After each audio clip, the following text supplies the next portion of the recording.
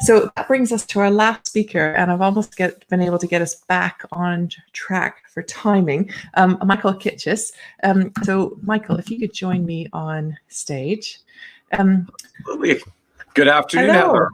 Heather. Good afternoon. I think you're joining us from Washington, D.C. Is that right? Yes, or to be fair, out in the suburbs outside of Washington, D.C., because downtown Washington, D.C. is not the best place to be this week. So safely in the suburbs outside of the city. Good plan. Good plan. So according to your Wikipedia page, which, well done, a Wikipedia page, you are an American financial planner, commentator, speaker, blogger, and educator, former practitioner editor of the Journal of Financial Planning, co-founder of the XY Planning Network, and partner at Pinnacle Advisory Group, a financial advisory firm. I think most of the people in the audience are probably familiar with your blog. If you're not, I definitely recommend reading it. Nerd's Eye View. I'm a loyal reader and subscriber to your newsletter. But welcome. So we have 20 minutes for Ask Michael Anything session. I know that there are some people in the audience who are keen to get their questions in, so put those into the chat.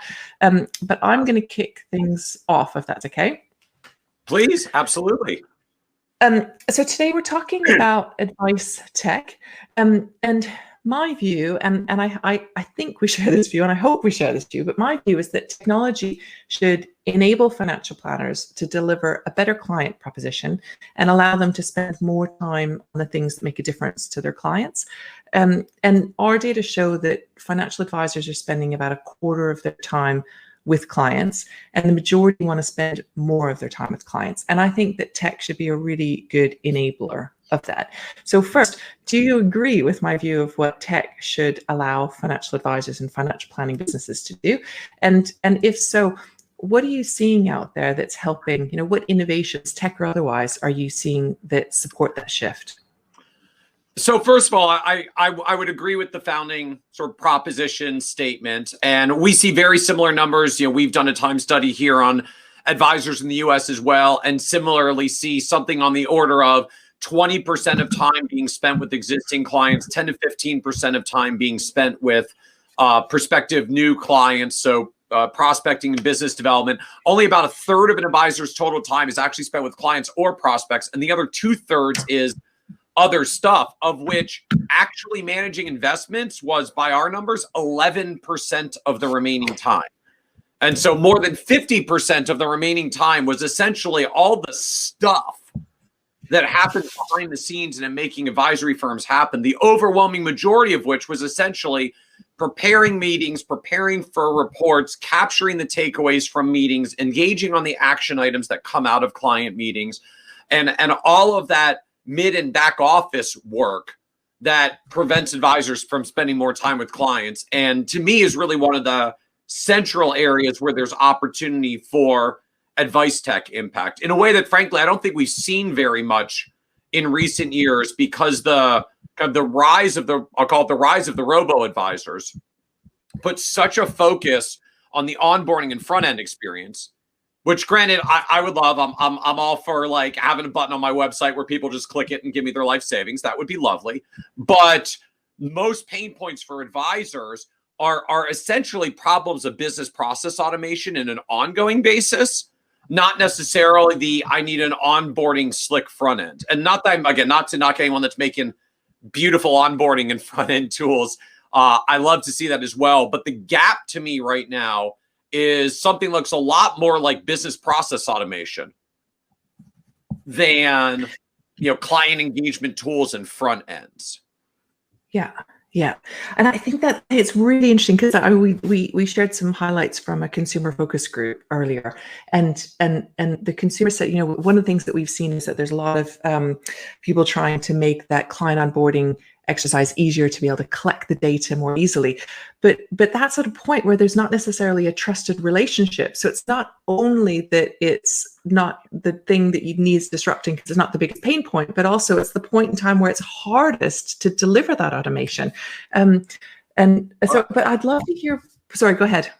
Oh, no, I absolutely agree. You know, there's this phenomenon. I mean, I think a lot of people have had the similar effect of like going to a new doctor for the first time. Like, Before I even meet you, I need to divulge on a piece of paper everything that has ever happened in my health and family life ever. And then when it's finally time to meet you for the first time, I can't do that yet. I have to take all of my clothes off and put on a little white robe after having divulged every one of my possible personal secrets. And then we're allowed to meet for the first time. So I can get away, or like our doctors can get away with this because, you know, if I've got urgent health issues, like I kind of got to get through this process in order to get treated. Getting served for my money issues is a lot more optional and a lot easier for me to walk away if I'm scared and uncomfortable. And I think actually we have a lot of challenges around how we do financial advice these days, because in essence, like we ask clients to get naked with us before we even get to know them first. Like you have to divulge every possible thing that you could ever divulge about the most taboo subject that's left on earth. And then we wonder why they're not necessarily excited to engage with us. And even just thinking about engagement with clients is something we do much more gradually in getting them on board with us. Really starts to change how you approach the problem and how you're engaging with clients. And I would note there's an interesting flip side to this as well, which we found in some of the research we've done around advisor usage of planning software and tools here in the US, which is the average advisor that uses onboarding account aggregation tools to gather data from their clients spends more time in the data gathering phase than those who don't use the technology. Interesting. They don't spend less time. They spend more time. And the reason they spend more time is the average advisor has to ask you a whole bunch of numbers questions, right? I need all the numbers. I got to fill in all the things. What's your age and your retirement date and your goals for retirement, standard of living, and all those things that we enter into our software. So we bang through those numbers and then we're kind of done. The data gathering process moves on. When we automate a lot of those numbers, then the data gathering process actually becomes more meaningful conversations. What are your goals? Why is that your goal? Like you say you want to retire at 65. Like why 65? If I could show you a plan where you could retire at 62, would that be better? Well, if I could show you a plan where you retire at 60, but you work part-time, but you only do consulting back to the industry that you enjoy doing, and that's actually more than enough, would you then retire 5 years earlier? Well, and you actually enjoy that work so much, like, would you even retire? I mean, if we could recraft the rest of your business that way, might you not stay in that until you're in your 70s? And so when we start having that conversation, which has nothing to do with the numbers, although it's facilitated by the numbers, I actually have a longer, deeper, more meaningful conversation. But the end result is that the technology doesn't make me go faster. It makes me go deeper. And we actually see that very persistently in a lot of our studies of time use of financial planning software here in the US. The advisors that use planning software save no planning time. In fact, planning time generally goes up with the use of planning software that's supposed to automate more of the planning process. And it's not because the software is bad or broken, it's not doing its job. It's that advisors who get better tools don't use it to serve more clients. They use it to serve their existing clients more deeply. Yeah, and I think that turns on its head what a lot of the tech providers talk about, because they talk about making it faster and being able to serve more clients, and we just get stuck in there's this sort of trope about technology about making it all faster, and a lot of advisors don't want to deal with 300 clients. They want to get, as you said, deeper with a smaller number. Yeah, we just published a well-being study of just like advisor mental well-being, like just what makes you feel good about being a financial advisor and giving advice to clients. And the least happy group was anyone who had more than 250 clients.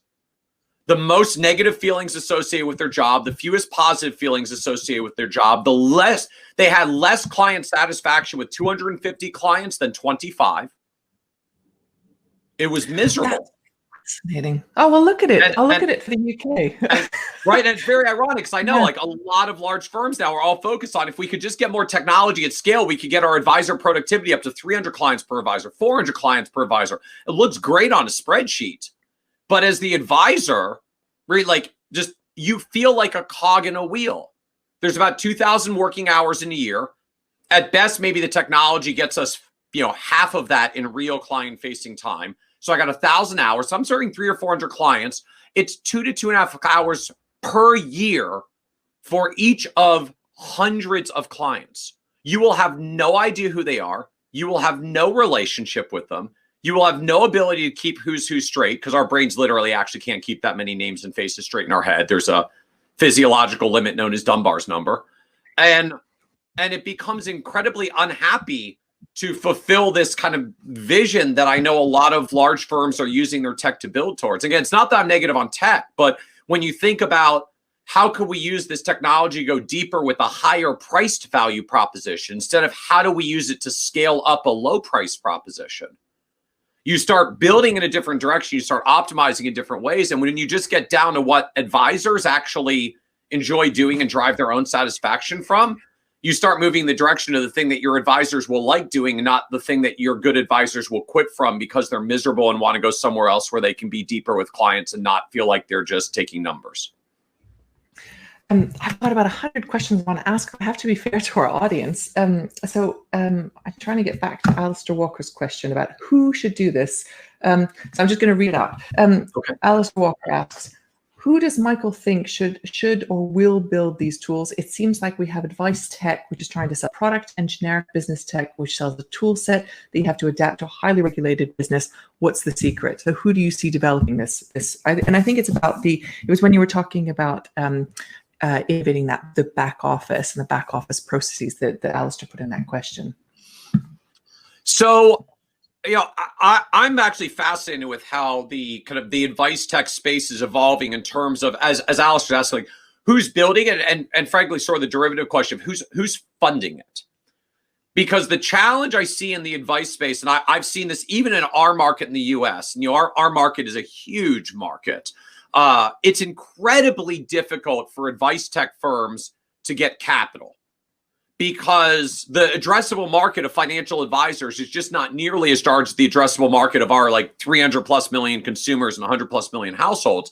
And so anybody that's looking to fund, I'll call it fintech broadly, wants to fund consumer fintech with a 100 million household addressable market, not advice tech with even in our space, maybe 300,000 financial advisor addressable market, although to be fair, probably fewer than 100,000 are really deep in advice. The other 200,000 are still mostly on the product sales side.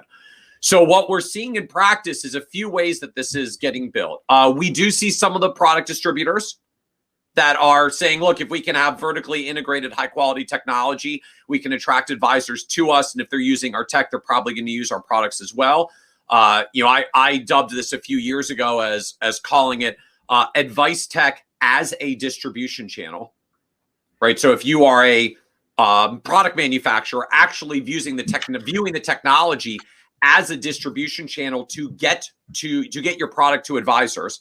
And we see this all over in the US right now. Started with BlackRock buying Future Advisor and making it tech available for advisors. Franklin Templeton's brought Advisor Engine. Invesco bought GemStep. Large number of companies that have bought or build into I'm a product manufacturer, I want to use the technology as a distribution channel. And Envestnet's essentially core model as a publicly traded company here in the US is driving that way as well. The second end we see, and frankly, when I look at most of the highest quality solutions here in the US, are what I call the homegrowns. So the homegrown is advisor has problem, can't find solution, gets aggravated, makes own solution, friends hear about solution, sells solution to friends, now has side business of technology, turns into main business over time. And that homegrown kind of path actually is accountable for a huge portion of the leading advisor technology tools that you see here in the US, when you just look at what actually has adoption and market share. Our main CRM systems for independent advisors are Juncture and Redtail, both built by advisory firms. Orion and Tamarack are big players in the portfolio management space. Those were homegrowns. The entire rebalancing software, now model management category in the US, started as a homegrown software called iRebal back in 2004.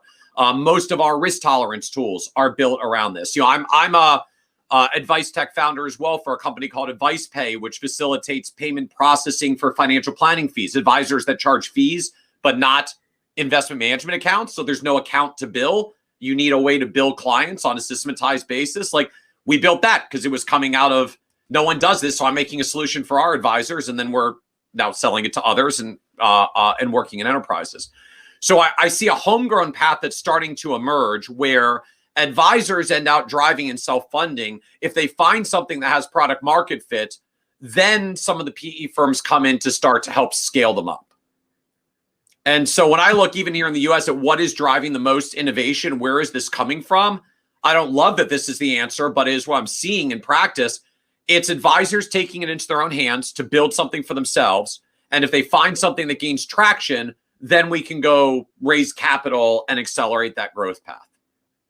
Yeah, and we've seen a few comments in the chat about people who are looking to do just that. And actually, I think it'd be fair to say that much of the innovation that we've seen in the UK market as well has been either advice tech as distribution channel, which I really like. I think that's a really good way to put it, and then sort of a side business of an advice firm that turns into their main business. So we've seen that model here.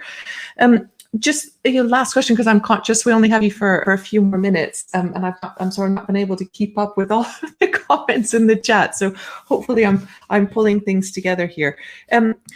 So with 11% of time spent on managing assets, there's probably a disproportionate when we look at the supply chain. Would you argue that there's a disproportionate fee income being earned there, or have you seen that shift? I mean, I know the rise of passives in the US has been more rapid than in the UK, but would you say that you think that the way things are split across the, whether you call it the value chain or supply chain, you can argue about that, but would you say that's broadly representative now of where it should sit in the US, or do you see that shifting even further?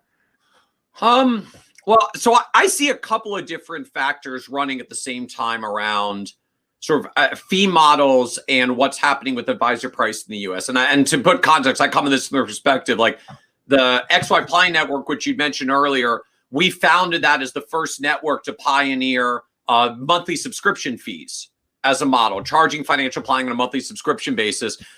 We started that almost 7 years ago. We have 1,400 advisors under that network executing the model. So I've actually seen kind of very firsthand, I'll call it alternative fee models outside of the AUM model. That being said, I actually still think all of the discussion around not only the death of the AUM model, but fee compression in the AUM model is horribly overblown. Is horribly overblown. And there are a few reasons for that. The first is there's just a lot of consumer psychology around the AUM model that I think detractors of the AUM model don't fully appreciate. It bills automatically. It's naturally self-comparing, right? I'm not charging you $5,000. It's 1% of your 500,000. Like, who wouldn't pay 1% to protect the other 99%? Like, there is some very real psychological comfort around the pricing comparison. You know, the behavioral finance label is price anchoring. It has a very favorable anchoring point, as well as a favorable price saliency. So in behavioral finance terms, price saliency is how aware you are of the fee that you're paying. And AUM is sort of a unique phenomenon that it is transparent, right? I can see my advisory fee coming out, but it's not so salient. I don't have to like write a check and have the pain of writing a check.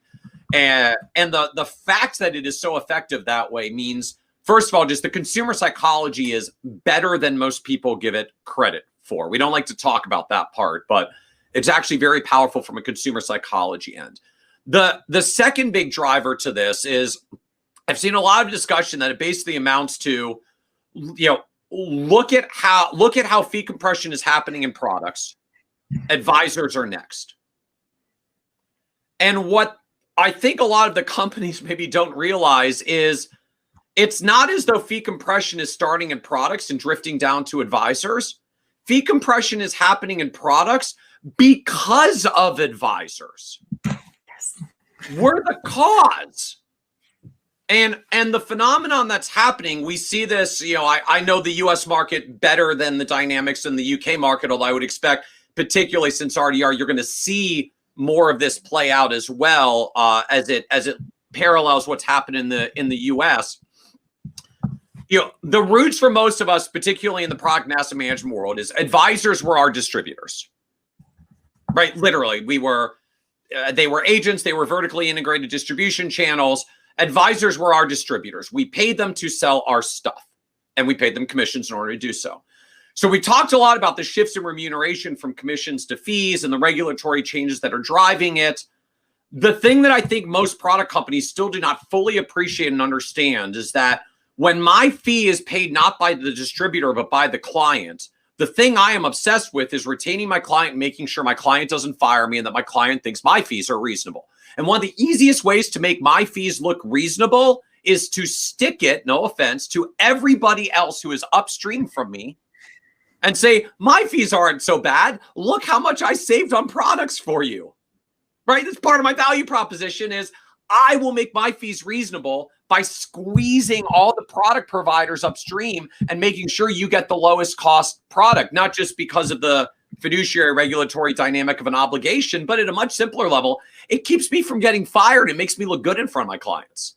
When I save them money, it's an easy hard dollar savings that gets reflected. And so when I look over the past 10 years now of benchmarking in the US, where like the robo-advisor movement started here, and we had all this discussion, like it's just a matter of time before advisory fees get squeezed. So if you actually look here in the US, the average revenue yield on a large advisory firm, when you put in all the discounts, the breakpoints, and the rest, was about 73 basis points in 2010. 10 years later of the robo-advisor movement disrupting, the average revenue yield in last year's benchmarking study for that same cohort of firms was 73 basis points. It dipped down to 71 for a while, and then it actually rebounded in the past 3 years. And when you look at the advisor pricing studies here, more advisors are raising their fees today than lowering their fees.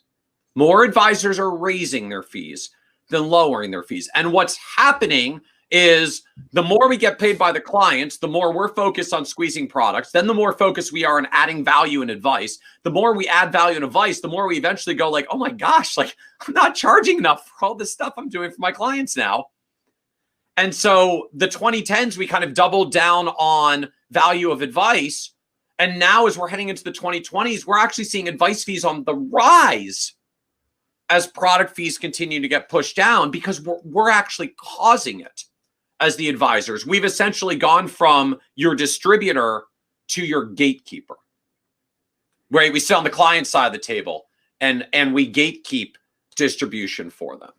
And so I don't think that shift has been fully appreciated in a lot of the asset management space in general, and then how the advice tech world plays into it. But that's the shift that I see. And when you get to the end of that, you know, the AUM model simply has great consumer psychology, a natural fit, and very little fee pressure. And so I don't necessarily see it changing. I do see a continued growth in alternative fee models, but not actually as a competition to the AUM model. The fundamental limitation of the AUM model is I can only serve clients who have A to M, right? They have to have assets, which mathematically, like literally the majority of people do not have enough assets to meet the minimums of most advisors. And so when we see what's growing with fee for service models, it's not competing against the AUM client. It's filling in the void of non-AUM clients who do have financial wherewithal to pay for advice, but just literally cannot pay for it from an investment account that they do not yet have. And so I am very bullish on the rise of alternative fee models. And we're certainly seeing an XY Planning Network. But they're not competing against AUM advisors. They're competing against apathy and the unattached client who can't get an advisor today because they don't have assets. Yeah.